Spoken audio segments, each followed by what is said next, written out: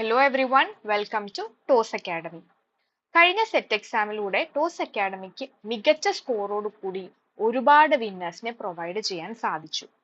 Set botany consider ചെയ്യുമ്പോൾ ഈ കഴിഞ്ഞ 3 വർഷം നടന്നതിൽ വെച്ച് ഏറ്റവും ഈസി ആയ ഒരു എക്സാം ആയിരുന്നു സെറ്റ് എക്സാം ഫെബ്രുവരി 2025 എന്നുള്ളത്. വളരെയധികം സന്തോഷത്തോടു കൂടെ തന്നെ പറയാം, ടോസ് അക്കാഡമിയിൽ സെറ്റ് ബോട്ടണിക്ക് ഒരുപാട് വിന്നേഴ്സ് ഉണ്ടായിരുന്നു. എല്ലാം കൂടി ഒരു ഹാപ്പി അറ്റ്മോസ്ഫിയർ ആണ് ടോസ് അക്കാഡമിയിൽ. എന്തൊക്കെയായാലും എക്സാം ക്വാളിഫൈ ആകാത്ത കുറച്ച് പേരെങ്കിലും കാണും. വളരെ കുറച്ച് മാർക്കിന് സെറ്റ് മിസ്സായവരും അതുപോലെ തന്നെ ഫസ്റ്റ് ടൈം സെറ്റ് എക്സാം എഴുതാൻ പോകുന്നവരും ഉണ്ട്. അപ്പോ ഇനി വരാനിരിക്കുന്ന സെറ്റ് എക്സാം നല്ലതുപോലെ പ്രിപ്പയർ ചെയ്ത് വേണം അറ്റൻഡ് ചെയ്യാൻ. ഇപ്പൊ വെക്കേഷൻ ഒക്കെയാണ്, പ്രിപ്പയർ ചെയ്യാനൊക്കെ ഒരുപാട് സമയവും കിട്ടും. അപ്പം എല്ലാ തവണത്തെയും പോലെ തന്നെ ഇത്തവണയും നമ്മൾ ടോസ് അക്കാഡമിയിൽ സ്റ്റഡി പ്ലാൻ വീഡിയോ പ്രൊവൈഡ് ചെയ്യുന്നുണ്ട്. ന്യൂ അപ്ഡേറ്റഡ് ടോപ്പിക്സ് ഒക്കെ വെച്ചിട്ടുള്ള നമ്മുടെ പുതിയ study plan video. So let us discuss the study plan. Study plan discuss ചെയ്യുന്നതിന് മുമ്പ് നമുക്ക് കഴിഞ്ഞ 2025 ഫെബ്രുവരിയിൽ നടന്ന സെറ്റ് ബോട്ടണി എക്സാമിന്റെ ക്വസ്റ്റ്യൻ ഡിസ്ട്രിബ്യൂഷൻ പാറ്റേൺ ചെക്ക് ചെയ്യാം. ഓരോ യൂണിറ്റിൽ നിന്നും എത്രത്തോളം ക്വസ്റ്റ്യൻസ് വന്നു, ഏതൊക്കെ യൂണിറ്റ് ആണ് ഇമ്പോർട്ടന്റ് ആയിട്ട് പഠിക്കേണ്ടത്, കൺസിഡർ ചെയ്യേണ്ടത് എന്നുള്ള കാര്യത്തിന് ഒരു ക്ലാരിറ്റി കിട്ടാൻ വേണ്ടിയിട്ടാണ് നമ്മൾ ഈ പറയുന്ന ക്വസ്റ്റ്യൻ ഡിസ്ട്രിബ്യൂഷൻ ചെക്ക് ചെയ്യുന്നത്. സോ നമുക്കിവിടെ ഒരു കോളം തന്നിട്ടുണ്ട്. അതിൽ നമുക്ക് ഓരോ യൂണിറ്റും അതുപോലെ ആ യൂണിറ്റുകളിൽ നിന്ന് വന്നിട്ടുള്ള നമ്പർ ഓഫ് ക്വസ്റ്റ്യൻസും തന്നിട്ടുണ്ട്. അപ്പൊ യൂണിറ്റ് 1 12 ക്വസ്റ്റ്യൻസ് ആണ് വന്നിട്ടുള്ളത്. യൂണിറ്റ് 2 നിന്നും 13 ക്വസ്റ്റ്യൻ, യൂണിറ്റ് 3 നിന്നും 30 ക്വസ്റ്റ്യൻ, യൂണിറ്റ് 4 നിന്ന് 34 ക്വസ്റ്റ്യൻസ് ചോദിച്ചിട്ടുണ്ടായിരുന്നു. യൂണിറ്റ് 5 നിന്ന് 11 ക്വസ്റ്റ്യനും യൂണിറ്റ് 6 നിന്ന് 20 ക്വസ്റ്റ്യനും ആയിരുന്നു ചോദിച്ചിരുന്നത്. നമുക്ക് ഈ ഒരു പാറ്റേൺ വെച്ച് നമ്മൾ കൺസിഡർ ചെയ്താൽ യൂണിറ്റ് 3 ആൻഡ് യൂണിറ്റ് 4 ആണ് ഇമ്പോർട്ടന്റ് ആയിട്ട് കണ്ടിരിക്കുന്നത്. കാരണം ഏറ്റവും കൂടുതൽ ക്വസ്റ്റ്യൻസ് ഈ 2 യൂണിറ്റിൽ നിന്നാണ് വന്നിരിക്കുന്നത്. അതുപോലെ തന്നെ യൂണിറ്റ് 6ഉം ഇമ്പോർട്ടന്റ് ആയിട്ടാണ് നമുക്ക് ഈ പറയുന്ന ക്വസ്റ്റ്യൻ ഡിസ്ട്രിബ്യൂഷൻ വെച്ചിട്ട് നമുക്ക് മനസ്സിലാക്കാൻ സാധിക്കുന്നത്. ഇനി നമുക്ക് മുൻ വർഷങ്ങളിൽ നടന്ന ബാക്കി സെറ്റ് എക്സാമും കൂടി ഒന്ന് കൺസിഡർ ചെയ്യാം.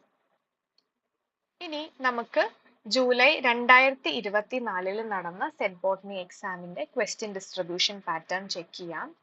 സോ നമുക്ക് ഇവിടെ നോക്കിയാൽ ഓൾമോസ്റ്റ് ഒരു equal number of question distribution pattern നമുക്ക് ഇവിടെ കാണാൻ സാധിക്കും.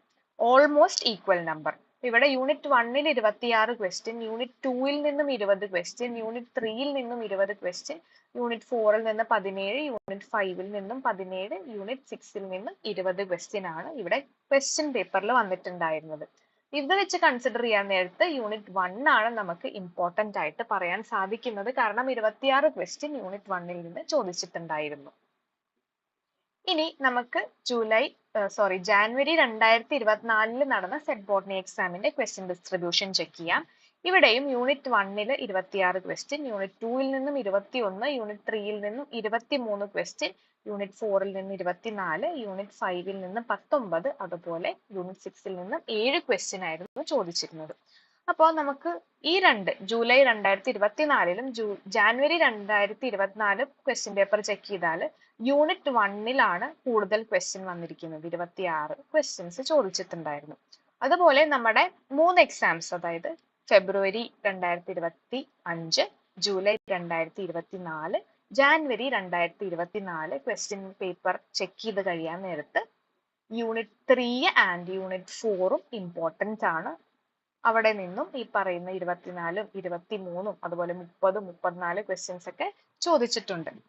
അപ്പോ നമുക്ക് ഏത് യൂണിറ്റ് ആണ് ഇമ്പോർട്ടന്റ് എന്ന് പ്രെഡിക്റ്റ് ചെയ്യാൻ സാധിക്കില്ല. ഓരോ ക്വസ്റ്റ്യൻ പേപ്പറിലും ഓരോ പാറ്റേൺ ആണ് വരുന്നത്. അപ്പൊ നമ്മൾ പ്രിപ്പയർ ചെയ്യുമ്പോൾ എല്ലാ യൂണിറ്റും ഈക്വലി ഇമ്പോർട്ടന്റ് ആയിട്ട് വേണം പ്രിപ്പയർ ചെയ്യാനായിട്ട്.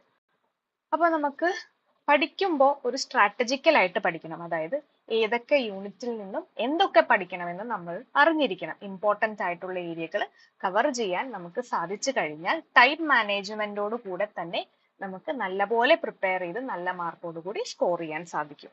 അപ്പൊ നമുക്കിനി ഓരോ യൂണിറ്റ് എങ്ങനെ പ്രിപ്പയർ ചെയ്യണം, അതിൽ ഏതൊക്കെയാണ് ഇമ്പോർട്ടന്റ് ആയിട്ടുള്ള ഏരിയകൾ, എത്ര ദിവസങ്ങൾ അതിന് ഇൻവെസ്റ്റ് ചെയ്യണമെന്ന് കൺസിഡർ ചെയ്യാം.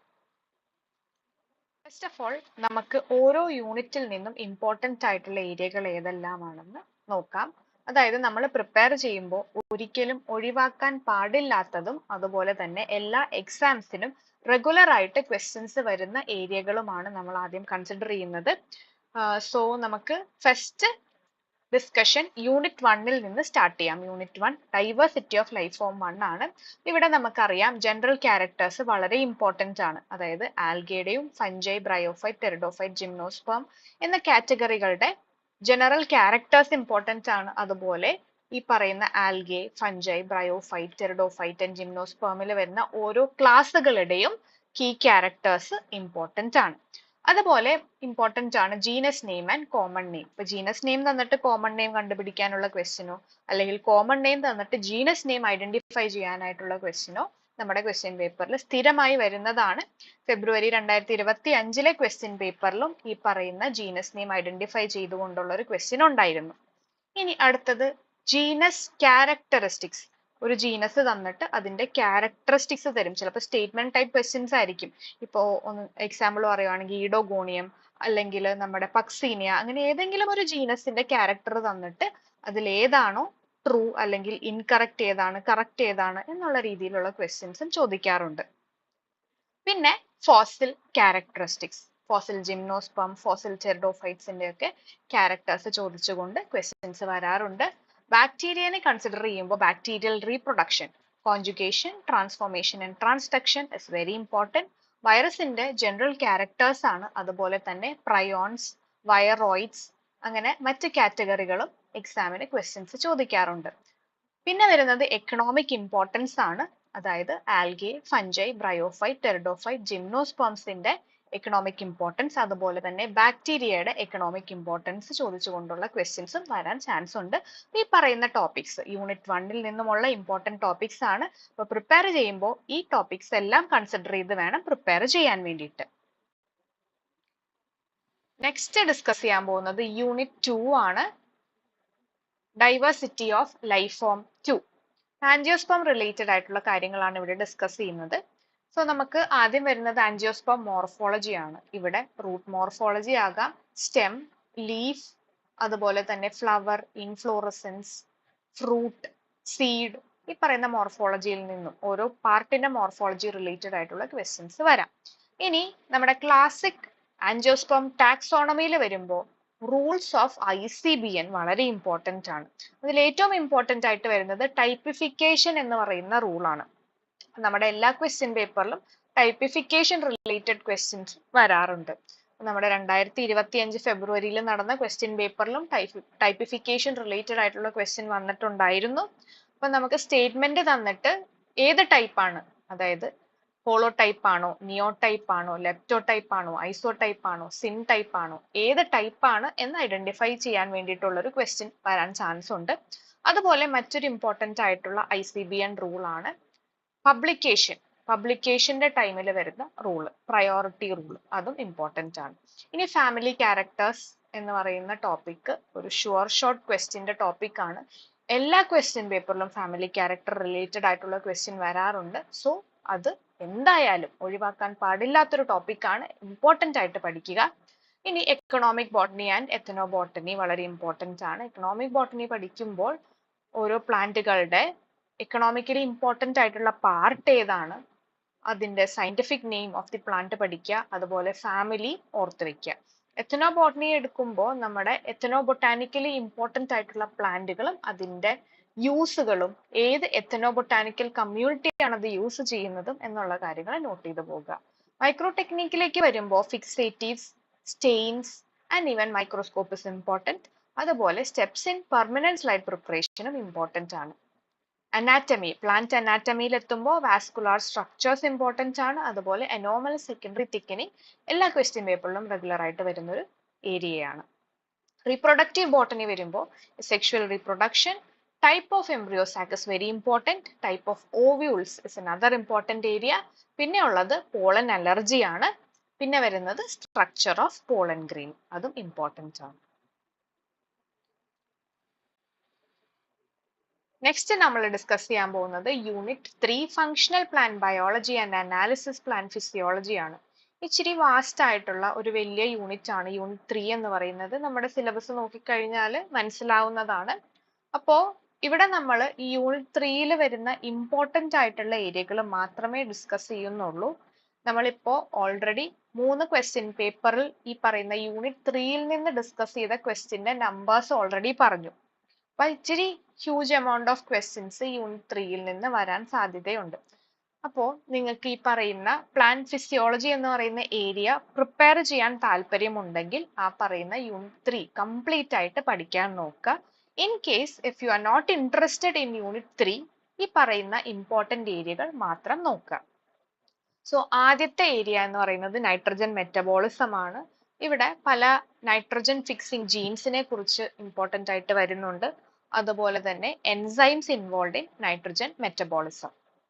ഇനി മിനറൽ ന്യൂട്രിയൻസ്, നമ്മുടെ പ്ലാന്റിന് വേണ്ട എസെൻഷ്യൽ ആൻഡ് നോൺ എസെൻഷ്യൽ അതുപോലെ മാക്രോ ആൻഡ് മൈക്രോ ന്യൂട്രിയൻസിനെ കുറിച്ചാണ് ഇവിടെ പറയുന്നത്.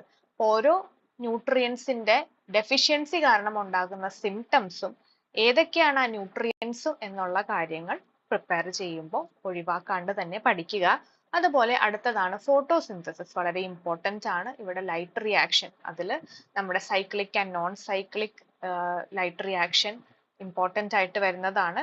ഫോട്ടോഫോസ്ഫോറൈലേഷൻ, ഇതിൽ ഓരോ ഇലക്ട്രോൺ കാരിയേഴ്സിന്റെ ഓർഡർ വളരെ ഇമ്പോർട്ടന്റ് ആണ്. അതുപോലെ വരുന്നത് ഡാർക്ക് റിയാക്ഷൻ ആണ്. ഡാർക്ക് റിയാക്ഷനിൽ നമ്മുടെ C3 and C4 cycle, cam പ്ലാന്റ്സും പിന്നെ ഫോട്ടോ റെസ്പിറേഷനുമാണ് ഇമ്പോർട്ടന്റ് ആയിട്ട് വരുന്നത്. ഇനി floral genetics is also important. പിന്നെ വരുന്നത് ഫൈറ്റോ ഹോർമോൺസ് ആണ്. ഓരോ ഫൈറ്റോ ഹോർമോൺസിന്റെ പ്രിക്വേഴ്സേഴ്സും അതുപോലെ അതിന്റെ physiological role in plant growth പ്രൊമോഷനും ഇമ്പോർട്ടന്റ് ആണ്. ഇനി enzyme, carbohydrate, amino acid, lipids and vitamins, ഇത് ബയോ കെമിസ്ട്രി എന്ന് പറയുന്ന ടോപ്പിക്കിൽ നിന്ന് വരുന്ന ഏരിയകളാണ്. അതും ഇമ്പോർട്ടന്റ് ആയിട്ട് പഠിക്കുക. ബയോ ഫിസിക്സ്, അതിൽ ഓരോ ടെക്നിക്സും ഓരോ ഇൻസ്ട്രുമെന്റ്സും ഇമ്പോർട്ടന്റ് ആയിട്ട് വരുന്നതാണ്. ഇമ്പോർട്ടന്റ് ആയിട്ട് വരുന്നത് കൊണ്ട് നല്ല രീതിയിൽ പ്രിപ്പയർ ചെയ്യുക. ബയോ സ്റ്റാറ്റിസ്റ്റിക്സ് ഓൾസോ ഇമ്പോർട്ടന്റ് ആയിട്ട് വരുന്നതാണ്. ഇവിടെ മീൻ മീഡിയൻ മോഡും അതുപോലെ തന്നെ ഇൻക്ലൂഡ് ചെയ്തിട്ടുള്ള ബാക്കി ടോപ്പിക്സും നോക്കുക. ജസ്റ്റ് ഒരു ബ്രീഫ് സ്റ്റഡി മതി ബയോ സ്റ്റാറ്റിസ്റ്റിക്സിൽ. മീൻ മീഡിയൻ മോഡിൽ കുഞ്ഞു പ്രോബ്ലങ്ങൾ, ബേസിക് പ്രോബ്ലങ്ങളും ഒന്ന് കൺസിഡർ ചെയ്യുന്നത് വളരെ നന്നായിരിക്കും. നെക്സ്റ്റ് നമ്മൾ ഡിസ്കസ് ചെയ്യുന്നത് യൂണിറ്റ് 4 ആണ്, molecular cell biology and heredity.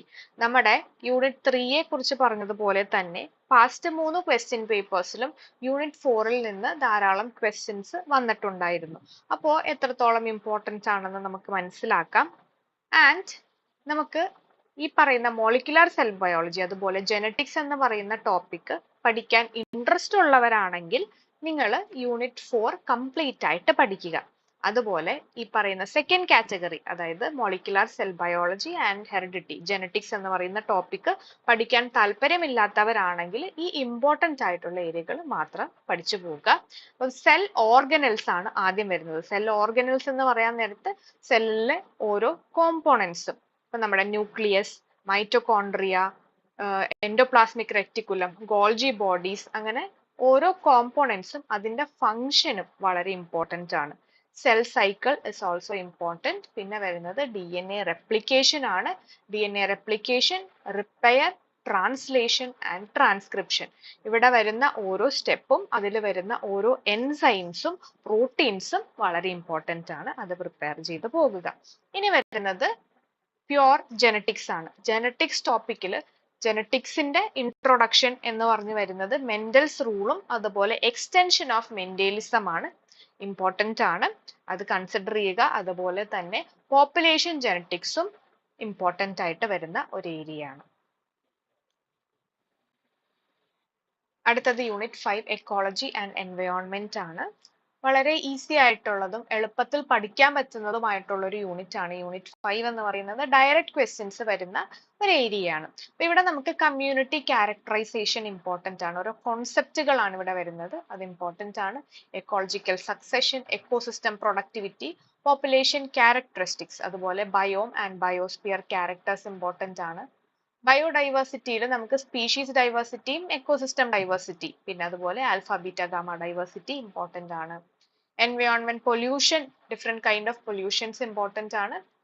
അതുപോലെ ബയോഡൈവേഴ്സിറ്റി കൺസർവേഷനും ഗ്ലോബൽ എൻവയോൺമെന്റൽ ഇഷ്യൂസും ഇമ്പോർട്ടന്റ് ആണ്. എവല്യൂഷൻ എടുത്തു കഴിഞ്ഞാൽ speciation is also very important. അടുത്തത് നമ്മൾ ഡിസ്കസ് ചെയ്യുന്നത് യൂണിറ്റ് 6 ആണ്, അപ്ലൈഡ് ബോട്ടണി. നമ്മുടെ പാസ്റ്റ് 2 എക്സാമുകളിലും സെറ്റിന്റെ എക്സാമുകളിലും 20 ക്വസ്റ്റ്യൻസ് ആണ് അപ്ലൈഡ് ബോട്ടണിയിൽ നിന്ന് വന്നിട്ടുണ്ടായിരുന്നത്. So applied botany is very important. ഇവിടെ നമുക്ക് ടിഷ്യൂ കൾച്ചർ ടെക്നിക്സ് വളരെ ഇമ്പോർട്ടന്റ് ആണ്. അതിൽ നമുക്ക് സ്പെഷ്യൽ കൺസിഡറേഷൻ പറയുകയാണെങ്കിൽ artificial seed, protoplast culture, somatic hybridization ഒക്കെ ഇമ്പോർട്ടന്റ് ആണ്. Cryopreservation is also important. പിന്നെ വളരെ ഇമ്പോർട്ടന്റ് ആയിട്ട് വരുന്നതാണ് ബയോടെക്നോളജി ബേസ്ഡ് ടെക്നിക്സ്. ഇവിടെ നമുക്ക് PCR, അതുപോലെ restriction enzyme, cDNA library, genomic DNA library ഒക്കെ ഇമ്പോർട്ടന്റ് ആണ്. പിന്നെ മാർക്കർ ബേസ്ഡ് ടെക്നിക്സ്, അത് സ്ഥിരമായി ക്വസ്റ്റ്യൻ പേപ്പറിൽ വരുന്ന ഒരു ഏരിയ ആണ്. Say for example like RFLP, RAPD, AFLP, SSR, SNP അങ്ങനെ റിലേറ്റഡ് ആയിട്ടുള്ള ക്വസ്റ്റ്യൻസും ചോദിക്കാറുണ്ട്. ആപ്ലിക്കേഷൻ ഓഫ് ബയോടെക്നോളജിക്കൽ ടെക്നിക്സും അതിൽ നിന്നും ഡെവലപ്പ് ചെയ്ത genetically modified organism like BT cotton, herbicide resistant പ്ലാന്റുകൾ, അതുപോലെ നമ്മുടെ flavour saver tomato, golden rice ഒക്കെ ഇമ്പോർട്ടന്റ് ആണ്. ഇനി നമ്മൾ കൺസിഡർ ചെയ്യുന്ന മറ്റ് ഇമ്പോർട്ടന്റ് ആയിട്ടുള്ള ഒരു ടോപ്പിക് ആണ് ബയോ ഇൻഫോർമാറ്റിക്സ്. നമുക്കറിയാം 2 ക്വസ്റ്റ്യൻ എങ്കിലും ബയോ ഇൻഫോർമാറ്റിക്സ് ഇന്ന് റെഗുലർ ആയിട്ട് ചോദിക്കാറുണ്ട്. ഇവിടെ ഡാറ്റാബേസുകളാണ് കോമൺ ആയിട്ട് വരുന്നത്. അതുപോലെ തന്നെ sequence, similarity searching tools, alignment tools ഒക്കെയാണ് ചോദിക്കുന്നത്. ഇനി അടുത്തത് ഹോർട്ടിക്കൾച്ചർ ആണ്. ഹോർട്ടിക്കൾച്ചറിൽ ഇമ്പോർട്ടന്റ് ആയിട്ട് വരുന്നത് വെജിറ്റേറ്റീവ് പ്രൊപ്പഗേഷൻ ആണ്. അതുകൂടാണ്ട് പ്ലാന്റ് ബ്രീഡിംഗിൽ പ്ലാന്റ് ബ്രീഡേഴ്സ് റൈറ്റ്, അതുപോലെ വാവിലോഫ് സെന്റർ ഓഫ് പ്ലാന്റ് ഒറിജിൻ, പിന്നെ പല പ്ലാന്റ് ബ്രീഡിംഗ് സെന്റേഴ്സ് ഇന്ത്യയുടെ പല ലൊക്കേഷനുകളിലായിട്ട് വരുന്നുണ്ട്. എവിടേക്കാണ് ഏതൊക്കെയാണ് ഈ പ്ലാന്റ് ബ്രീഡിംഗ് സെന്റേഴ്സ് എന്ന് നോക്കി വെക്കുക. പിന്നെ ഇമ്പോർട്ടന്റ് ആയിട്ട് വരുന്നത് നാഷണൽ ബയോഡൈവേഴ്സിറ്റി പോളിസി ആണ്. ഇനി വരുന്നത് നമ്മുടെ പ്ലാന്റ് ഡിസീസ് മാനേജ്മെന്റ് ആണ്. പ്ലാന്റ് ഡിസീസ് മാനേജ്മെന്റിൽ സ്ഥിരമായി വരുന്നത് പ്ലാന്റ് ഡിസീസ് ഏതാണ്, അതിന്റെ പാത്തജൻ ഏതാണെന്ന് ഐഡന്റിഫൈ ചെയ്യാൻ വേണ്ടിയിട്ടുള്ള ക്വസ്റ്റ്യൻ ആണ്. അപ്പം നമുക്ക് പ്ലാന്റ് ഡിസീസുകൾ നോട്ട് ചെയ്ത് വെക്കുക, അതുപോലെ ഏതൊക്കെ പാത്തജൻ ആണ് ഈ ഡിസീസുകളെ കോസ് ചെയ്യുന്നത്, അതിന്റെ സിംറ്റംസ് നോട്ട് ചെയ്ത് വെക്കുക. ഇതൊക്കെയാണ് നമ്മുടെ 6 യൂണിറ്റുകളിൽ വരുന്ന ഇമ്പോർട്ടന്റ് ആയിട്ടുള്ള ഏരിയകൾ. ആൻഡ് ഈ പറയുന്ന 6 യൂണിറ്റുകളും എത്ര ദിവസം പ്രിപ്പയർ ചെയ്യണം, അങ്ങനെയാണെങ്കിൽ എത്ര എഫക്റ്റീവ് ആയിട്ട് നമുക്ക് പ്രിപ്പയർ ചെയ്യാമെന്ന് നോക്കാം. നെക്സ്റ്റ് നമുക്കൊരു 3 month സ്റ്റഡി പ്ലാൻ നോക്കാം. അതായത് നമുക്ക് മുന്നോട്ട് 3 മാസമുണ്ട് എഫക്റ്റീവ് ആയിട്ട് പ്രിപ്പയർ ചെയ്യാൻ വേണ്ടിയിട്ട്. ഓരോ യൂണിറ്റിനും എത്ര ഡേയ്സ് കൊടുത്താലാണ് നമുക്ക് എഫിഷ്യന്റ് ആയിട്ട് പ്രിപ്പയർ ചെയ്യാൻ സാധിക്കുന്നത് എന്ന് നോക്കാം. Unit 1 diversity of life form 1 എടുത്തു കഴിഞ്ഞാൽ ഡയറക്റ്റ് ക്വസ്റ്റ്യൻസ് വരുന്ന, ഈസി ആയിട്ട് മനസ്സിലാക്കാൻ പറ്റുന്നതും പഠിക്കാൻ പറ്റുന്നതുമായിട്ടുള്ള ഒരു യൂണിറ്റ് ആണ്. നമുക്കൊരു 12 ഡേയ്സ് ധാരാളം മതി ഈ പറയുന്ന diversity of life form 1 prepare ചെയ്യാനായിട്ട്. അടുത്തത് യൂണിറ്റ് 2 ആണ്, ഡൈവേഴ്സിറ്റി ഓഫ് ലൈഫ് ഫോം 2. അതും ഈ പറഞ്ഞതുപോലെ ഡയറക്റ്റ് ക്വസ്റ്റ്യൻസ് വരുന്ന, എളുപ്പത്തിൽ പഠിക്കാൻ പറ്റുന്ന യൂണിറ്റ് ആണ്. അതും 12 ദിവസം കൊണ്ട് നമുക്ക് പ്രിപ്പയർ ചെയ്യാൻ പറ്റും. ഇനി പ്ലാന്റ് ഫിസിയോളജി നമ്മൾ പറഞ്ഞു ഇച്ചിരി വലിയ യൂണിറ്റ് ആണ്. അപ്പൊ നമുക്ക് അതിൽ നിന്നും പഠിക്കാനായിട്ട് ഒരുപാട് കാര്യങ്ങളുണ്ട്. സോ 20 ദിവസമാണ് പ്ലാന്റ് ഫിസിയോളജിക്ക് കൊടുക്കേണ്ടത്. മോളിക്കുലാർ സെൽ ബയോളജി ആൻഡ് ഹെറിഡിറ്റിയും 20 ദിവസം കൊണ്ട് പ്രിപ്പയർ ചെയ്യാൻ പറ്റും. എക്കോളജിക്ക് 12 ദിവസമാണ്. എളുപ്പത്തിൽ പഠിക്കാൻ പറ്റുന്ന ഡയറക്റ്റ് ക്വസ്റ്റ്യൻസ് വരുന്ന ഒരു യൂണിറ്റ് ആണ്. 12 ദിവസം കൊണ്ട് എഫക്റ്റീവ് ആയിട്ട് പ്രിപ്പയർ ചെയ്യാൻ പറ്റും. അപ്ലൈഡ് ബോട്ടണിക്ക് 15 ഡേയ്സ് ആണ് നമ്മൾ കൊടുക്കുന്നത്. ഇതും എളുപ്പത്തിൽ പഠിക്കാൻ പറ്റുന്ന ഏരിയ ആണ്. കാരണം നമുക്ക് കോൺസെപ്റ്റുകൾ അറിഞ്ഞു കഴിഞ്ഞാൽ ഈസി ആയിട്ട് പഠിക്കാൻ പറ്റുന്ന ഒരു ഏരിയ ആണ് അപ്ലൈഡ് ബോട്ടണി. 15 ദിവസം കൊണ്ട് നല്ല രീതിയിൽ പ്രിപ്പയർ ചെയ്യാൻ പറ്റും. ഇനി നമുക്ക് ബാക്കിയുള്ള ദിവസങ്ങൾ, എക്സാമിലേക്കുള്ള ബാക്കി ദിവസങ്ങൾ റിവിഷന് വേണ്ടി കൊടുക്കാം. അപ്പോ നമ്മൾ ഈ ഓരോ യൂണിറ്റും പ്രിപ്പയർ ചെയ്യുന്ന കൂട്ടത്തിൽ അവരുടെ നോട്ടുകൾ പ്രിപ്പയർ ചെയ്ത് പോകാം. നിങ്ങൾ ഷോർട്ട് നോട്ട് എഴുതി പോകുക, ഓരോ യൂണിറ്റും ബേസ് ചെയ്തിട്ടുള്ളത്. റിവിഷൻ ടൈമിൽ അത് വളരെ ഹെൽപ്ഫുൾ ആയിരിക്കും. അതുപോലെ തന്നെ ധാരാളം ക്വസ്റ്റ്യൻ പേപ്പറുകളും സോൾവ് ചെയ്യുക. പ്രീവിയസ് ഇയർ ക്വസ്റ്റ്യൻ പേപ്പേഴ്സ് ആയാലും ഓൺലൈൻ അവൈലബിൾ ആയിട്ടുള്ള ധാരാളം ക്വസ്റ്റ്യൻസും സോൾവ് ചെയ്യുക. അങ്ങനെയാണെങ്കിൽ നമുക്ക് ഈസി ആയിട്ട് ഈ വരുന്ന സെറ്റ് എക്സാം ക്വാളിഫൈ ചെയ്യാൻ സാധിക്കും. സോ നമ്മൾ ഓരോ യൂണിറ്റിൽ നിന്നും വരുന്ന ഇമ്പോർട്ടന്റ് ഏരിയാസ് ഓൾറെഡി ഡിസ്കസ് ചെയ്തു. അതുപോലെ തന്നെ ഓരോ യൂണിറ്റിനും എത്ര ദിവസം കൊടുത്ത് പ്രിപ്പയർ ചെയ്താലാണ് നമുക്ക് എഫിഷ്യന്റ് ആയിട്ടും എഫക്റ്റീവ് ആയിട്ടും പഠിക്കാൻ സാധിക്കുക എന്നുള്ള കാര്യം നമ്മൾ ഡിസ്കസ് ചെയ്തു. ഈ വരാനിരിക്കുന്ന ജൂലൈയിലെ സെറ്റ് എക്സാം എന്ന് പറയുന്നത് വളരെ ഇമ്പോർട്ടന്റ് ആയിട്ടുള്ള ഒരു എക്സാം ആണ്. ഈ എക്സാം നിങ്ങൾ കമ്പൽസറി ആയിട്ടും ക്വാളിഫൈ ആകണം. കാരണം എന്താന്ന് വെച്ചാൽ 2025 എന്ന് പറയുന്ന വർഷത്തിന്റെ അവസാനത്തോടു കൂടി അല്ലെങ്കിൽ 2026 സ്റ്റാർട്ടിങ്ങിൽ തന്നെ നമ്മുടെ HSST ബോട്ടണി എക്സാം വിളിക്കാൻ ചാൻസ് ഉണ്ട്. അതുപോലെ മറ്റ് ടീച്ചിങ് റിലേറ്റഡ് ആയിട്ടുള്ള PSC എക്സാംസും വിളിക്കാൻ ചാൻസ് ഉണ്ട്. അപ്പൊ സെറ്റ് ആണ് ഇമ്പോർട്ടന്റ് ആയിട്ട് വരുന്ന ഒരു ക്രൈറ്റീരിയ. അതുകൊണ്ട് നിങ്ങൾ നല്ല രീതിയിൽ പ്രിപ്പയർ ചെയ്യുക, അതുപോലെ തന്നെ എക്സാം ക്വാളിഫൈ ചെയ്യുക. And that's it. Thank you from toss academy.